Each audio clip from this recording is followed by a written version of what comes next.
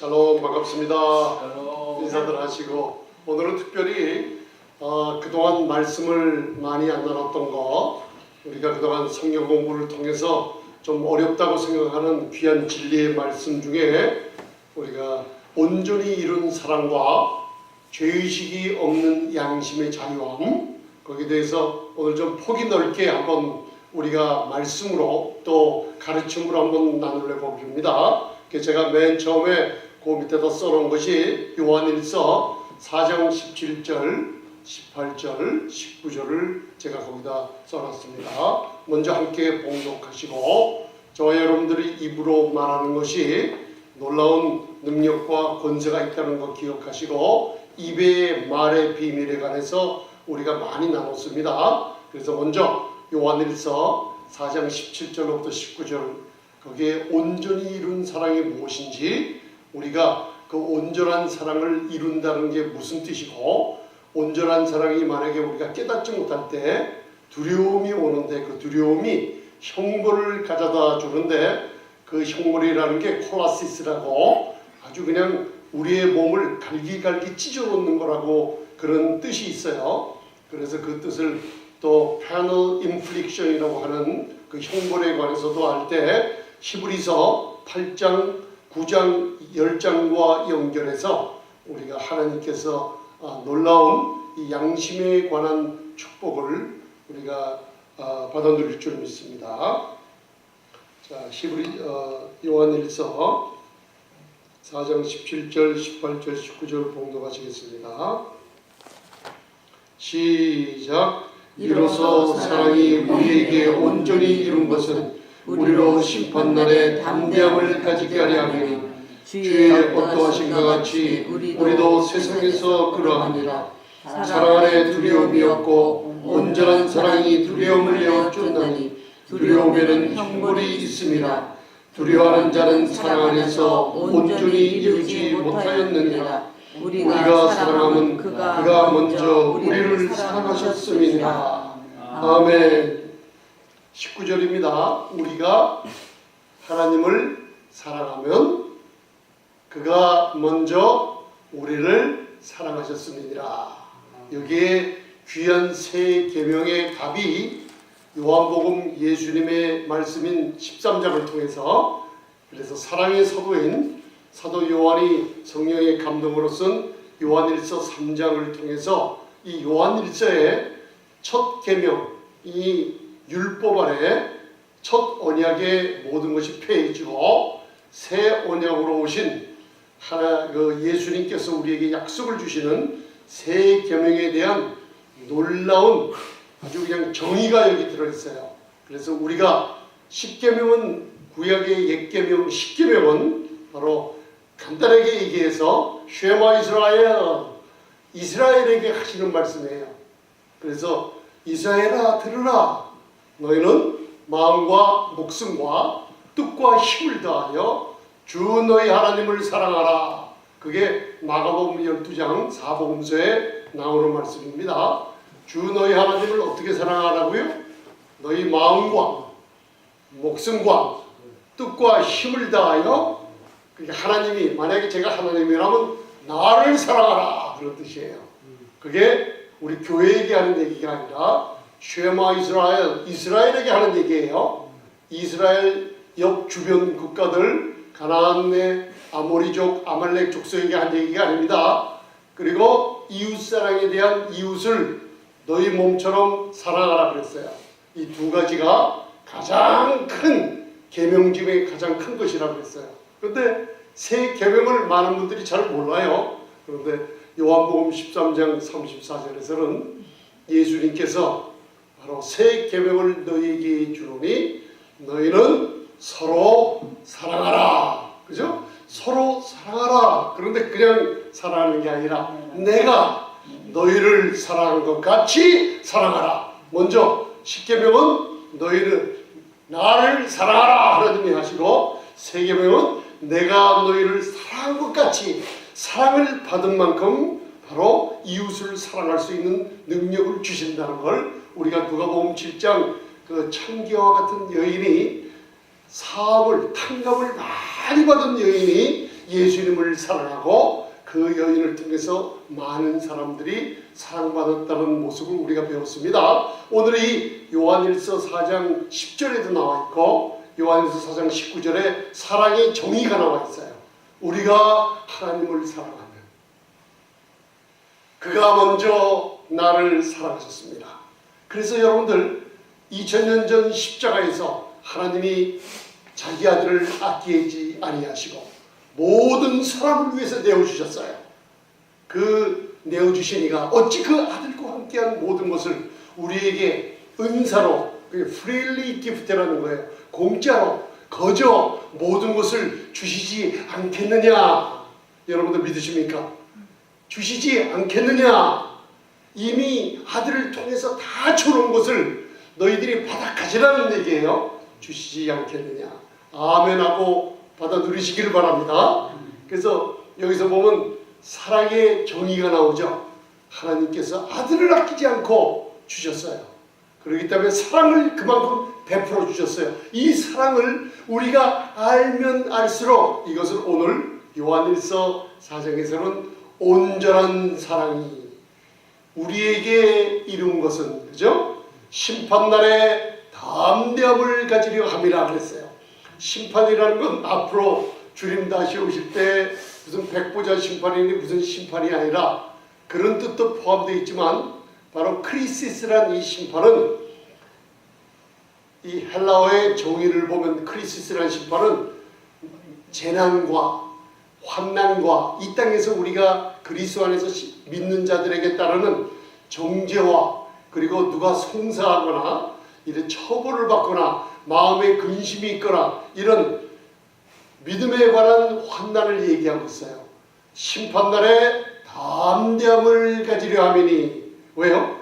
바로 하나님이 나를 그 아들을 통해서 얼마나 살아가신다는 걸 이 복음을 통해서 이 풍성한 은혜와 의의 선물에 관한 복음을 자꾸만 듣다 보면은 이 사랑이 우리에게 온전히 이루어져요. 그래서 이 온전한 사랑이란, 이 온전이란 뜻은 텔레이우라고 예수님께서 십자가에서 요한복음 19장 30절 다 아시잖아요. 십자가에서 다 이루었다. 그거를 테텔레스타이라고 얘기하고 이걸 헬라어로 텔레호라 그래요. 사랑을 십자가에서 완전히 다 이루셨어요.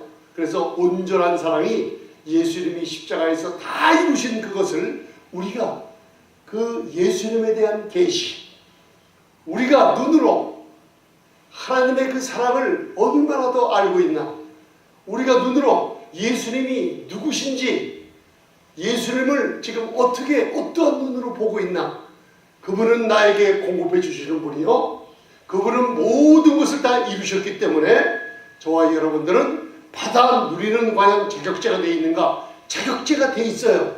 그런데 이 복음에 관한 좋은 소식에 관한 소식을 많이 못 들었기 때문에 뭔가 하나님 앞에 나가는데 뭔가 두려움이 있고, 하나님 앞에 나가는데 우리가 오늘 배울 양심의 죄의식 같은 게 조금이라도 남아있다면 그걸 뭐라 그러냐면 사랑이 온전히 이루지 못했다 그래요. 우리가 거기에 대한 걸 잘 알지 못해요. 그래서 제가 5년 전서부터 사복음서에 믿음이 큰 사람 두 사람이 있다고 그랬죠. 두 사람이 성경을 많이 연구한 유대인들도 아니요, 그리고 제자들 유대인도 아니요, 그리고 옆에 따라다니면서 예수님과 함께 동행하던 사람들이 아니었어요. 성경도 모르고 다 두 사람이 남자와 여자인데 이방인이었어요. 근데 여러분들 이 사복음서에서 한 발 더 들어가면 백부장과 마태복음 8장과 누가복음 7장의 기사가 나오죠. 그 다음 수로보니게 여인, 가나안 여인이에요. 이방인 여인들에게 예수님이 그 여자에게는 영어로 Oh woman, great is your faith. 내 믿음이 아주 위대하고 크도다고 얘기하고 계세요.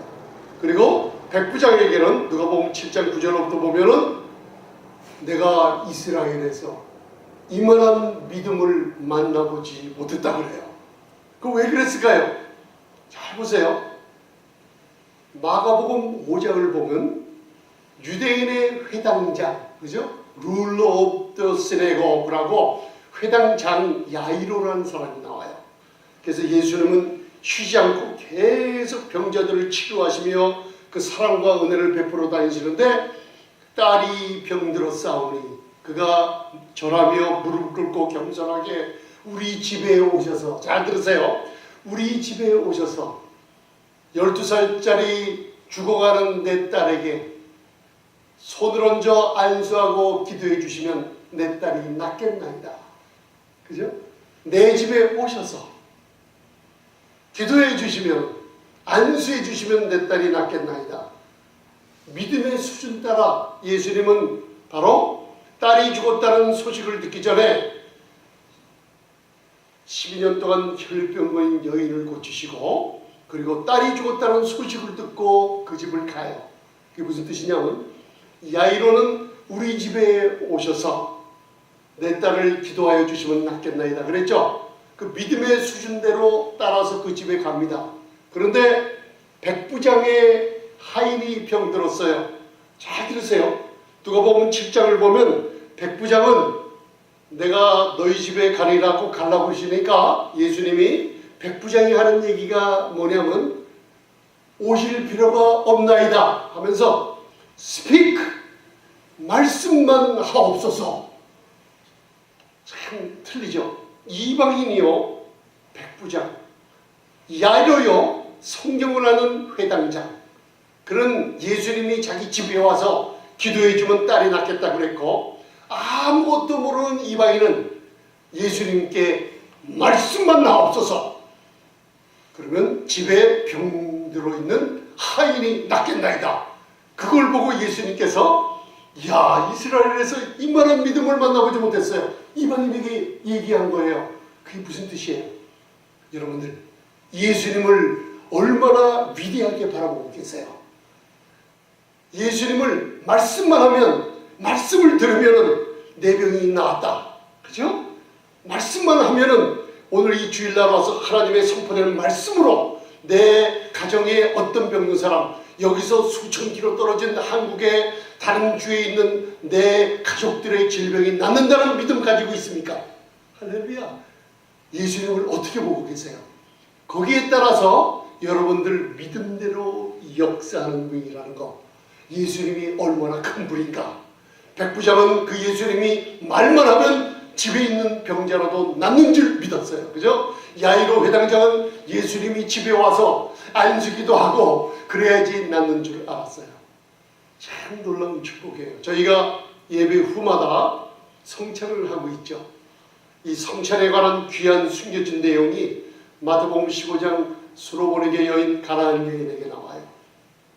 나는 예수님이 오신 목적이, 첫째 목적은 이스라엘의 잃어버린 양들을 위해서 왔다 그래요. 그런데 그 가나안 여인이 처음에는 외식하다가, 유대인인 척 외식하다가 주여 다윗의 자손이여 하다가 그 외식하는 걸 예수님이 싫어하신다는 걸 아셨죠.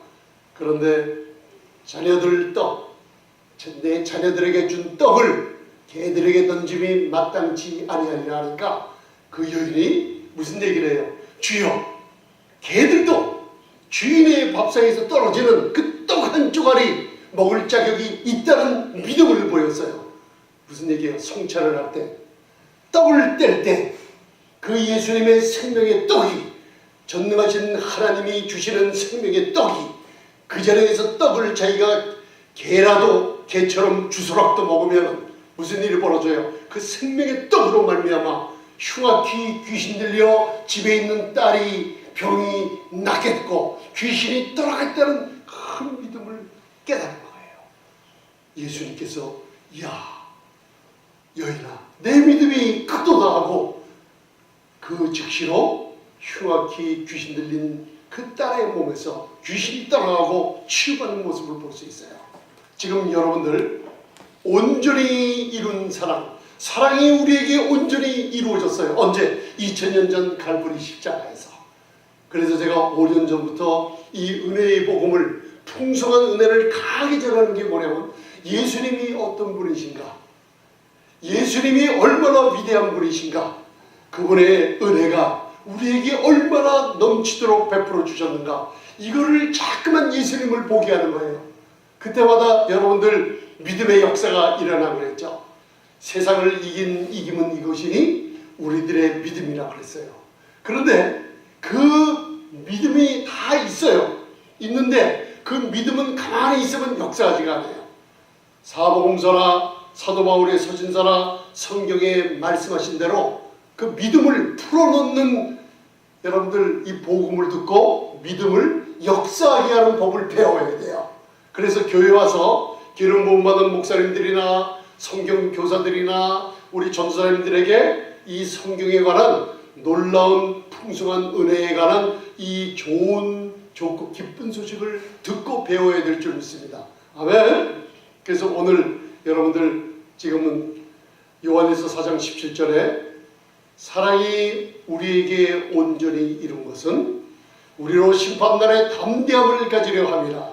이방인이라도 예수님을 위대한 분, 그분이 말만 하면 우리 집에 있는 하인도 낫고, 내가 그분에게 다가가면 하나님께서 그냥 자기 아들을 아끼지 아니하시고 주신 분이, 만약에 질병이 있다면 질병이 아들보다 크나요? 아니에요. 문제가 아들보다 크나요? 아니에요. 아들이 크신 분이에요. 우리 안에 계신 분은 세상에 있는 사람과 틀려요. 위대하고 크신 분이 우리 안에 있어요. 이게 믿음이에요. 여러분들 예수님을 어떤 분으로 바라보고 계세요? 그분이 말씀이 여러분들 치유하는 분인 걸 믿으십니까? 왜? 그래서 마태복음 25장을 보면 달란트의 비유가 나오죠. 25장 쭉 읽어 내려가면 거기에 풀지 못하는 수수께끼 같은 얘기를 한번 하세요. 무릇 있는 자는 더 받아 풍족하게 되고 없는 자는 있는 것 같이 빼앗기게 되리라. 이게 도대체 무슨 말인가? 있는 자는 더 받아 풍족하게 점점 더 잘 되고 없는 자는 바로 있는 것까지 빼앗기게 되리라. 이게 무슨 말인가? 우리 있는 소유를 빼앗는단 말인가? 그런 소리가 아니에요. 이거는 하나님의 말씀에 관해서 우리가 얼마만한 그 말씀의 역사에 대해서, 그 말씀에 대해서 얼마나 굳건한 믿음 위에 서 있나를 얘기하고 있어요. 있는 자가 누구예요? 있는 자는 받아 풍족하게 되리라. 이 말씀이 내게 그대로 이루어져서 하나님의 말씀이 아들을 통해서 왜 주시지 아니하시겠느냐? 하늘의 신령한 축복들을 그리스도 안에서 이미 주신 것을 바로 내가 받아 가지기는 놀라운 축복을 입으로 고백할 때 있는 자는 받아 더 풍족하게 된다는 거예요. 근데 여러분들은 입으로 그걸 얘기를 하지 않아요. 항상 얘기하는 거 보면 세상의 말, 창조에 속한 말. 그래서 이 세상에 속한 자는 우리가 아닙니다. 이 세상에 살고 있지만은 우리는 요한일서 5장 4절을 보면 우리는 하나님께 속하였다 그랬어요. 우리는 이 세상에 속한 자가 아니에요. 이 세상은 프로그램 됐다 그래요. 요번에 한국의 세계적으로 유명한 바둑 선수와 알파고라는 프로그래밍화된 알파고라는 그 컴퓨터와 바둑 대결을 했는데 세계에서 가장 두뇌가 지능이 좋은 사람이 져버렸어요. 바로 프로그래밍된 컴퓨터 바둑에게 진 거예요. 사람들이 우려하고 있는데 그 우려할 필요가 없어요. 생명에 관한 말씀은 컴퓨터는 받아먹을 수가 없게 돼 있어요. 아무리 프로그램되고 수천 수백 개의 어려운 계산을 해내도, 그리고 확률을 알아도 인간의 마음속에 성령으로 거듭난 영이 말씀을 깨닫고 그 능력 안에서 사는 하나님의 생명과는 그 컴퓨터는 가질 수가 없다는 걸 알아두시기 바랍니다. 아멘. 이 세상은 프로그램되어 있어요. 뭘로 프로그램되어 있어요? 이 세상에는 이 세상 신이 누구예요?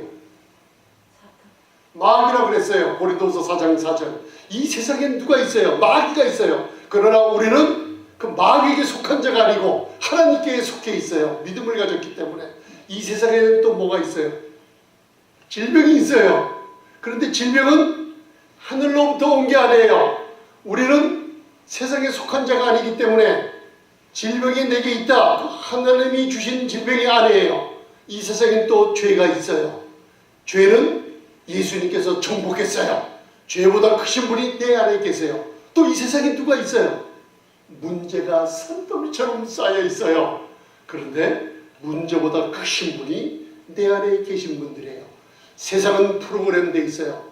사탄의 역사와 죄 때문에 죽어가는 사람들, 그죠? 질병 때문에 죽어가는 사람들, 그리고 많은 문제 가운데 인간의 노력으로 그 문제를 해결하다가 사람들은 지치고 쓰러져 좌절하고 의심하고 불안한 가운데 죽어가고 있어요.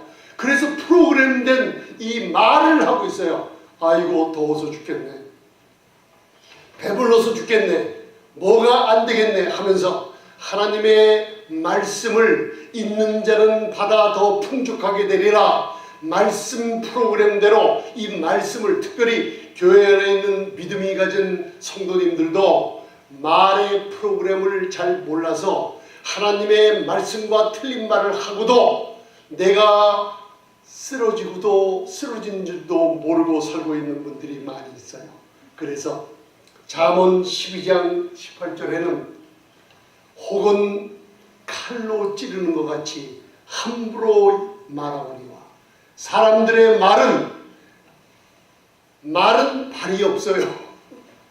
말은 칼을 가지고 있지 않아요. 우리가 아는 말은. 그런데 이 말이 칼같이 사람을 죽여요. 그러나 지혜로운 자의 혀는 양약 같으니라. 할렐루야. 지혜로운 자의 말은, 양약이 뭐예요? 지혜로운 자의 혀는 양약 같아요. 여러분들 입을 한번 각자가 벌려 보시기 바랍니다. 자, 여기 뭐가 있죠? 뭐가 있죠? 지혜로운 자예요. 믿음이 있는 사람들은 다 지혜로워요. 지혜로운 자는 뭘 갖고 있어요? 다 혀를 갖고 있어요. 근데 이 혀가 양약이래요. 마르페라는 히브리어에, 우리 히브리어 배웠죠? 잠언 4장 20절로부터 22절 배웠잖아요. 하나님 말씀에 주의하며 귀를 기울이고 눈으로 떼지 않고 보며 그것을 마음에 두면은 그 말씀을 얻는 자는 그 말씀이 생명이 되고, 컴퓨터는 생명을 얻을 수가 없어요.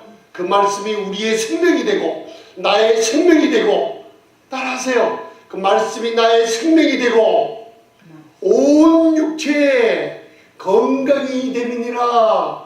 온 육체, 머리서부터 발끝까지 하나님의 말씀은 건강, 마르페. 히브리어로 약국이라는 얘기예요. 처방약. 하나님의 말씀은 처방약이에요. 그런데 지혜로운 자의 혀는 뭐라 그랬어요? 양약이라 그랬어요. 여러분들 이 말을 할 때 무슨 일이 생겨요? 내 병이 약으로, 세상의 약은 돈을 주고 사요. 일정한 한계에 도달하면 그 약이 면역성을 떨어뜨려서 더 큰 약, 강한 약을 먹어도 병이 잘 낫지 않는 이런 인펙션들이 생겨요. 그런데 지혜로운 자의 혀는 뭐라 그랬어요? 내 혀는 양약 같아요. 여러분들이 하나님의 말씀대로 있는 자는 받아도 풍족하게 되리라. 여러분들 말로 하나님의 말씀을 받아들이고 말로 선포하고 믿음으로 선포할 때 이 말이 뭐라 그랬어요? 지혜로운 자의 혀에 양약이 돼서 여러분들 병을 고치는 능력이 있다는 거예요. 믿으십니까? 그래서 예수님께서 이 산더러 들려 바다에 던지우라. 너희가 입으로 말하면 그 믿는 것이 그대로 이루어지리라 그랬어요. 여러분들 믿고 말하는 것, 여러분들의 혀가 치유하는 양약 중에 양약이라는 거 잊지 마시기 바랍니다. 오늘 온전한 사랑이 우리에게 이뤘으면 그처럼 예수님을 어떤 분으로 보고 계신가? 그분은 내 문제보다 큰 분이에요. 그분은 내 질병보다 큰 분이에요. 나는 머리부터 발끝까지 그분의 채찍에 맞음으로 내가 나음을 입었어요. 여러분들 말로, 믿음의 말로 선포할 때 온전히 이룬 사람, 믿음 가운데서 역사해요. 그리고 심판날에 담대함을 줘요. 심판날 병이 찾아와요. 문제가 찾아와요. 누가 나를 송사해요. 어떤 문제가 찾아와도 심판날에 담대함을 가지고 여러분들 생활할 때 무슨 일이 벌어지냐? 바로 주께서 그러하신 것처럼 세상에서 사는 나도 주님과 똑같이 건강하다. 주님과 똑같이 부유하다. 왜? 우리는 그리스도 안에 있는 아름다운 신부들이기 때문에 놀라운 축복을 주셨어요. 자, 그러면 그 밑에 요한일서 4장 18절을 함께 봉독하시겠습니다. 다시 한번 18절 요한일서 4장 18절 시작. 사랑 안에 두려움이 없고 온전한 사랑이 두려움을 내어쫓나니 두려움에는 형벌이 있습니다. 두려워하는 자는 사랑 안에서 온전히 이루지 못하였느니라. 아멘. 사랑 안에는 두려움이 없어요. 그리고 온전한 사랑을 만약 여러분들이 온전한 사랑, 아가페라는 예수님이 나를 사랑하사 나를 위해서 완전히 이루신 그 놀라운 축복을 알면 알수록 두려움을 내어쫓아요. 그러나 만약 무슨 일이 있을 때마다 두려움이 찾아왔을 때 이 두려움을 가만히 두면은 두려움에는 형벌이 있다고 했어요. 콜라시스라는 이 형벌은 페널 인플릭션이라고 여러분들 어떤 이 고통인데 이 무슨 고통이랄까? 범죄자들이 타격을 가하듯이 두려움이 오면은 머리속부터 발끝까지 우리 세포에 이 장기를 찢어버리는 이상한 일들을 가져다 준다는 뜻이에요. 콜라시스라는 형벌이.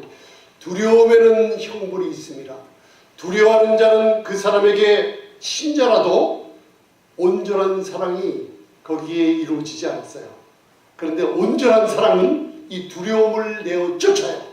두려움을 내어 쫓으면 무슨 일이 벌어지냐면 두려움을 내어 쫓을 때 바로 여러분들이 지금 우울증, 스트레스, 건강의 어떤 질병, 류마티스나 어떤 암이나 어떤 튜머나 문제들이 두려움이 없어진다면 무슨 일이 벌어져요? 병이 떨어가게 되고 건강을 찾는 일들이 생긴다는 뜻이에요. 그래서 온전한 사랑은 두려움을 내어 쫓나니 두려움을 가진 사람은 그 사람이 온전한 사랑을 이루지 못했다는 뜻은 뭐냐면 예수님에 관하여 잘 모르는 사람들이라고 했어요. 예수님이 제자들과 함께 배를 타고 배 고문에서 잠을 주무실 때 큰 풍랑이 배를 덮치자 배에 물이 가득해버렸어요. 그 와중에서도 천지를 창조하신 하나님이신 예수님은 아무 자연에 이런 재앙이나 풍랑이 와도 아무 유도 없이 잠을 주무시고 계세요. 제자들이 깜짝 놀라 마가복음 4장 얘기죠. 깜짝 놀라 예수님에게 아주 무례한 말로 했어요. 풍랑이 이렇게 닥쳐서 우리가 죽게 된 것을 그냥 가만히 놔두시나이까 이런 식으로 주무시는 예수님에게 신랄하다고 얘기했어요. 예수님은 일어나셔서 조용히 고요하라 잠잠하다 하면서 캄 샬롬 피스라고 외치자 풍랑이 잠잠해버렸어요. 그러고 나서 뒤돌아서서 제자들에게 왜 무서워하느냐, 왜 두려워하느냐, 그리고 한마디 하셨죠. Oh, you of little faith. 믿음이 적은 자들아. 이게 무슨 뜻이에요? 그 풍랑이 치고 물결이 치고 죽음 가운데 있어서 바로 그분의 손에 사망과 음부의 열쇠를 갖고 계시며 생명과 죽음을 주관하시는 전능하신 하나님이 그 배에 타고 계시다는 걸 그들이 못 알아본 거예요. 예수님이 누구신지 몰랐던 거예요. 예수님이 누구신지 모르고 믿음이 있는 사람들이 백부장이나 가나안 여인 이방인처럼 예수님에게 있는 것을 완전히 받아가죠. 병이 치유받고 축복을 받아 누리는 그런 자격들이 없는 사람들을 보고 왜 두려워하느냐, 이 믿음이 적은 자들아. 그게 무슨 뜻이에요? 무슨 뜻입니까? 욕하는 게 아니에요. 아주 심한 책망이 그 정도예요. 그게 무슨 뜻이에요? 오 믿음이 적은 자들아, 바로 내가 누구인지 모르느냐? 왜 나에게서 이런 능력을 가져가지 못하느냐? 제자들도 능히 풍랑이 칠 때 명할 수 있었어요. 예수님의 이름으로, 그 예수님이 주신 권능으로 명할 수가 있었어요. 그런데 예수님이 누구인지 몰라서 그들은 그분이 가져 소유하고 있는 걸 조금도 가져가지 못하고, 그분이 여기 계신 것을 조금도 인식하지 못하고 그분을 무시해버리고 말았던 거예요. 여러분들, 왜 두려워합니까? 예수님은, 우리 안에 계신 분은 세상에 있는 어떤 사탄 마귀의 능력보다도 크신 분이에요. 여러분들 마음껏 가져가시기 바랍니다. 두려움이 여러분들 오면 온전한 사랑이 이루지 못했어요. 그러나 이 온전한 사랑은 두려움을 내어 쫓는다고 그랬어요. 이 두려움은 여러분들 무슨 일이 벌어집니까? 사무엘상 17장을 바라보면 두려워하는 이스라엘 백성들이 있죠. 두려워하는 이스라엘 백성들이 있어요. 왜 두려워했을까요? 골리앗이 이스라엘 백성들 앞에 블레셋 대군들이 와서 골리앗이라는 한 마귀를 상징하는 장수를 내세워서 40일간 이스라엘 하나님의 군대들을 사무엘상 17장을 보면 모욕하고 수치거리를 남겨주는 말을 지절거렸다고 그래요. 며칠 동안이요? 40일 동안 이스라엘 백성들이 광야 40년을 광야에서 방랑을 하죠. 예수님이 이 땅에 오셔서 마귀에게 성령에 이끌려 광야로 나가 40일 동안 마귀에게 시험 받으시죠. 우리가 받아야 될 온갖 마귀의 제잘거림을 예수께서는 하나님의 아들같이 담대하게 말씀을 가지고 그 시험에서 승리하신 걸 볼 수 있어요. 에페스담림이라는 그 피의 바운드리에서 마귀들은 항상 저와 여러분들 마음에 예수님의 보혈 밖으로, 예수님의 믿음 주신 그 밖으로 끌어내서 두려움을 가지고 쓰러지게 만들어요. 골리앗이 40일 동안 하나님의 군대를 입으로 모욕할 때, 영어로는 리프로치, 히브리어로는 케르파, 바로 라파. 모욕이라는 게 뭐예요? 여러분들 수치라는 게 뭐예요? 두려움을 임하는 사람들의 소리들, 그리고 두려움이 임하는 그런 마음이라는 게 한마디로 얘기하면 라파는 치료예요. 여호와 라파. 라파 앞에 바로 해, 바로 가로막다, 블록이라는 7번째 히브리어 알파벳 케르파라는 이 라파 앞에 해를 갖다 붙이면, 헤테드 옅 헤트를 갖다 붙이면 케르파라고 뭐예요? 치유함을 막다는 소리예요. 수치스럽고 누구에게 정죄받는 소리를 들으면 두려움을 느껴서 여러분들 치유를, 여러분들이 가진 병을 치유받지 못하고 병이 든다는 얘기예요. 40일 동안 이스라엘 백성들이 두려워 떨며 그 치유의 소리를 듣고 아무도 없을 때 다윗이라는 어린 소년이 나와서 하나님의 군대를 모욕하는 이 할례받지 못한 블레셋 장수인 골리앗을 물맷돌로 쳐부셨어요. 여러분들, 지금 우리 세상에서는 많은 소리가 들려요. 그 소리들은 다 여러분들에게 즐거움을 주는 소리들은 거의가 없어요. 연속방송을 봐도 여러분들 싸우는 소리, 사랑의 문제, 그리고 삼각관계, 사각관계, 집안의 문제, 고부간의 문제로 싸우다가 죽이고 살리고 하다가 그런 장면들 많이 봐요.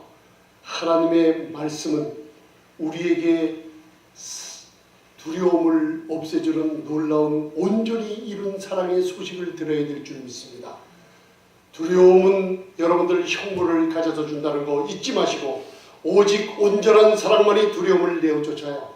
그러면 여러분들이 이 마지막 세대에 하나님께서 우리들에게, 우리 교회의 성도들에게, 아름다운 그리스도의 신분인 성도들에게 주시고자 하는 게 뭐예요? 양떼들에게 주시고자 하는 바른 양식을 목자들을 통해서 먹게 하면 세 가지: 두려워하지 않으며 놀라지 않으며 부족함이 없는 축이 나지 않는 생활을 하게 해주겠다는 거예요. 마지막 세대의 교회를 회복시키는 이 말씀을 예레미야 23장 4절을 통해서 우리에게 주셨어요. 그런데 온전한 사랑이 여러분들에게 이루어진 걸 믿습니까? 아멘. 이 온전한 사랑이 어떻게 이루어졌는지 그것을 귀한 시간 깨달음을 얻게 되면 여러분들이 온전한 사랑이 나라에게 이렇게 크게 이루어졌구나. 하나님께서 놀라운 축복으로 여러분들을 응답하여 줄 줄 믿습니다. 할렐루야. 우리 그 밑에 히브리서 10장 1절부터 3절을 함께 봉독하시겠습니다. 히브리서 10장 1절부터 3절 시작. 율법은 장차 오는 좋은 일의 그림자요 참 형상이 아니므로 해마다 늘 드리는 바와 같은 제사로는 나오는 자들을 언제든지 온전케 할 수 없느니라.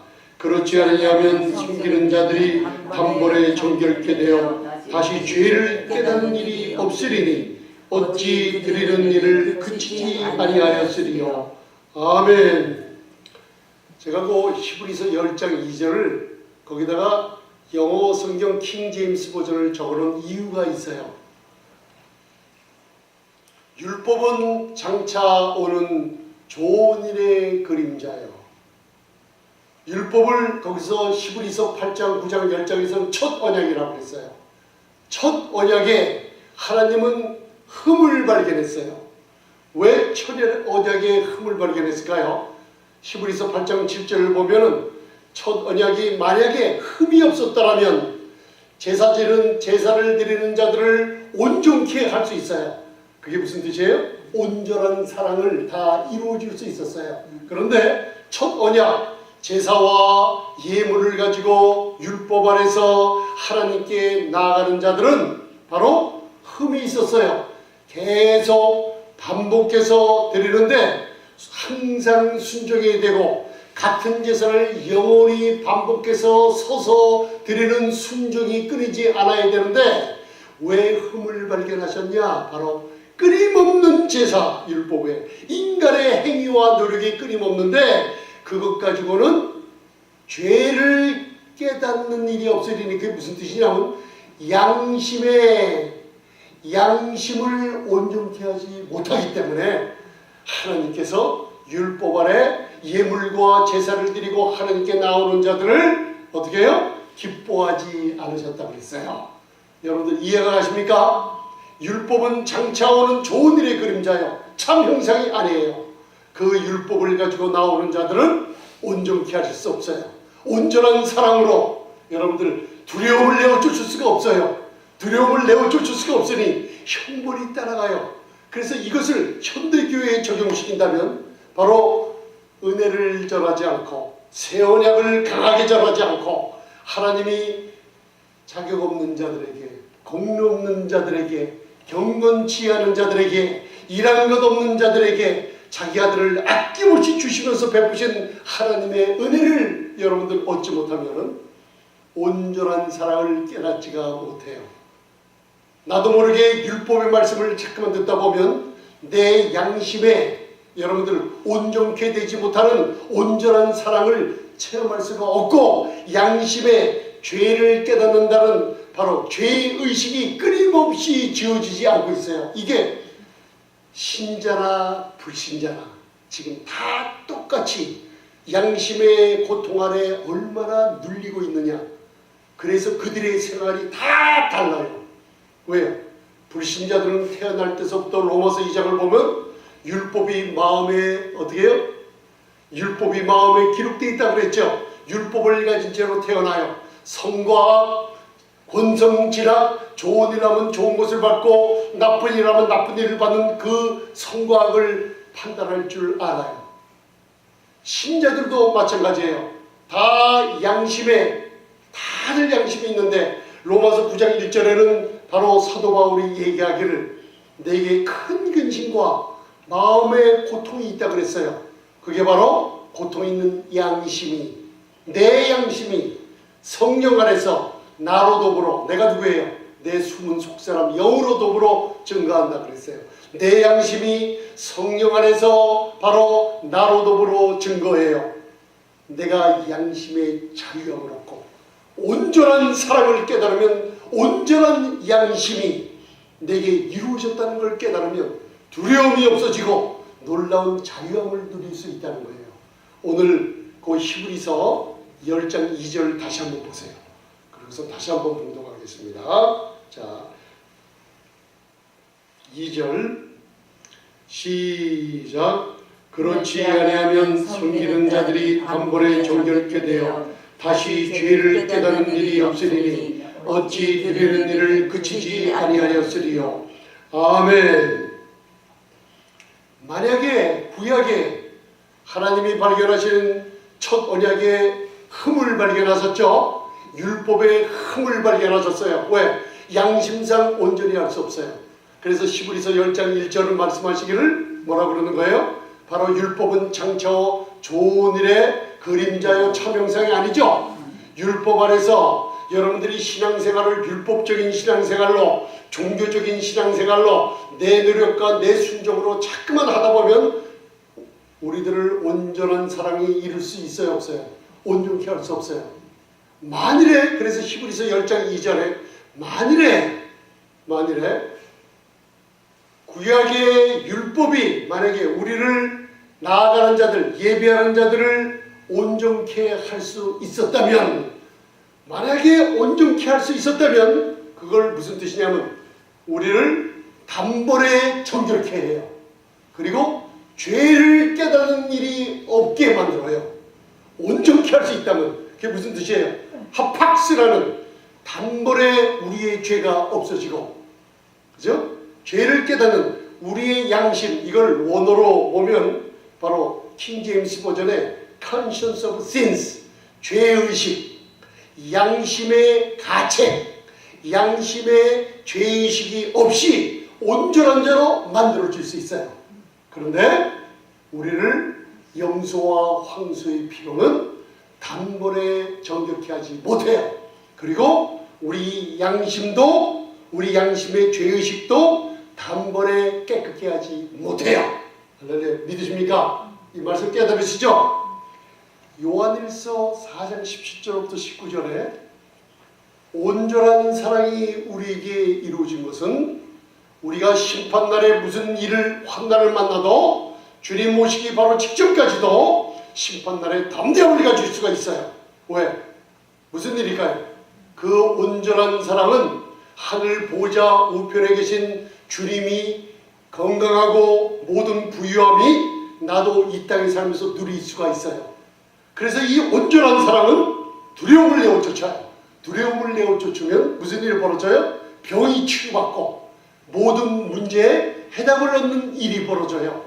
그런데 우리가 신앙생활을 하면서 율법적이고 종교적인 생활을 하면은, 내 의를 내세우는 생활을 하면은 새 언약의 놀라운 축복으로 주신 양심의 온전함을 누릴 수가 없게 돼 있어요. 단번에 정결하게 됐다는 예수 그리스도의 이 십자가의 보혈을 의지하지 않으면 우리 사랑이, 주님의 사랑이 우리에게 온전히 이루어지지 않았기 때문에 두려움 가운데 거하게 돼요. 그런데 만약에 단번에 정결케 되는 일이 있다면 우리의 양심이 온전해져서 죄의식이 없는 양심으로 두려움을 내어쫓을 수가 있으며, 그리고 우리가 하나님 앞에 건강하고 복된 삶을 살 수가 있어요. 오늘 저희가 히브리서 8장 7절을 거기가 제가 적어놨어요. 8장 7절을 봉독하시고 9장 9절을 계속 봉독하시겠습니다. 자, 히브리서 9장 8장 7절을 봉독하시겠습니다. 시작. 첫 언약이 무음하였다면 둘째 것을 요구할 일이 없었으려니와, 첫 언약이 무음했더라면 둘째 것을 요구할 일이 없어요. 그런데 첫 언약 율법에 하나님이 흠을 발견했죠. 그래서 우리에게는 둘째 새 언약이 필요하다는 거죠. 왜 흠을 발견했어요? 발견했나? 바로 히브리서 9장 9절을 보세요. 그거 보세요. 히브리서 9장 9절 시작. 이 장막은 현재까지의 비유니 이에 의지하여 드리는 예물과 제사가 섬기는 자로 그 양심상으로 온전케 할 수 없나니. 아멘. 여러분들, 율법 안에서 예물과 제사로는 하나님이 흠을 발견했죠. 새 언약을 주시려고. 그 흠이 뭐예요? 흠이 뭐예요? 온전하지 않기 때문에 양심상 온전케 할 수 없어요. 단번에 인간의 죄를 단번에 정결케 하지 못하고 양심의 죄의식에서 완전히 온전케 되는 일이 없어요. 그렇기 때문에 우리에게 새 언약의 축복을 우리에게 주셨어요. 자, 그 위에 보면 히브리서 10장 3절 4절을 맨 위에다 오른쪽 적어놨어요. 자, 히브리서 10장 3절 봉독하시겠습니다. 자, 율법 안에는 제사들이 무엇을 하는가? 시작. 그러나 이 제사들은 해마다 죄를 생각하게 하는 것이 있나니. 자, 이 제사들은 해마다 날마다 뭐를 생각하게 해요? 죄를 생각하게 한다 그랬죠? 여러분들, 교회에 나와서 어느 누가 죄를 생각하게 하는 것이 있나요? 여러분들, 과거에 복음을 들을 때 교회에 나오면 죄를 생각나게 해서 울며 불며 두려워 떨며 하나님 앞에 나와서 여러분, 또 예수님의 피를 주세요. 그 피로 내 죄를 씻어주세요. 죄를 생각하게 하는 것이 있나요? 이거는 새 언약이 아니라 옛 언약, 첫 언약, 율법 안에서 드리는 거예요. 아멘? 그리고 히브리서 10장 4절을 봉독하시겠습니다. 자, 보세요. 시작. 이는 황소와 염소의 피가 능히 죄를 없이 하지 못함이라. 아멘. 황소와 염소의 피가 능히 죄를 없이 해요, 못해요? 못해요. 오직 예수 그리스도의 보혈만이, 새 언약에서 흠없고 점 없는 어린 양의 피, 마지막 생축으로 들으신 예수님의 피만이 우리를 모든 죄에서 단번에 정결케 하며, 예수님의 피만이 바로 우리의 죄의식의 양심의 가책에서 고통하는 우리들을, 이 양심을 온전케 해줄 수 있는 능력의 피예요. 할렐루야. 그래서 여러분들, 우리가 교회에서 이 은혜의 복음을 강하게 전하는 이유가 있어요.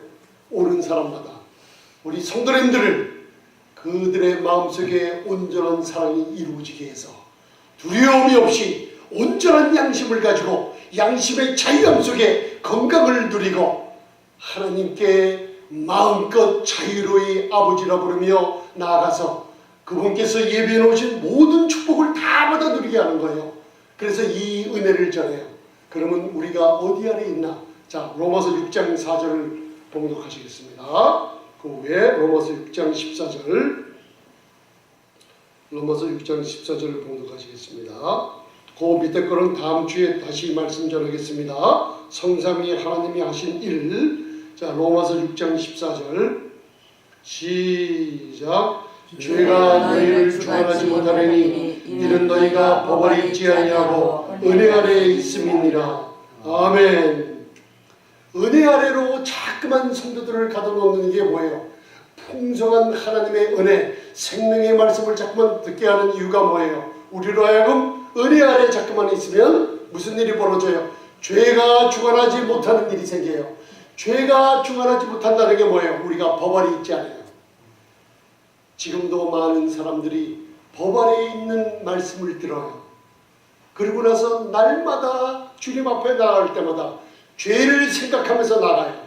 그게 무슨 뜻이에요? 예수님의 보혈을 황소와 염소의 피보다 못하게 여기면서 나간다는 거예요. 예수 그리스도의 십자가의 공로를 무시해요.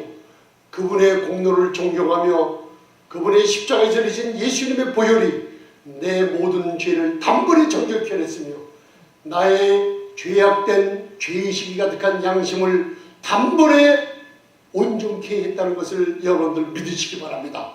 그래서 죄가 주관하지 못하는 율법 아래 있지 않고 법 아래 있지 않고 은혜 아래 있다는 것을 믿으시기 바랍니다.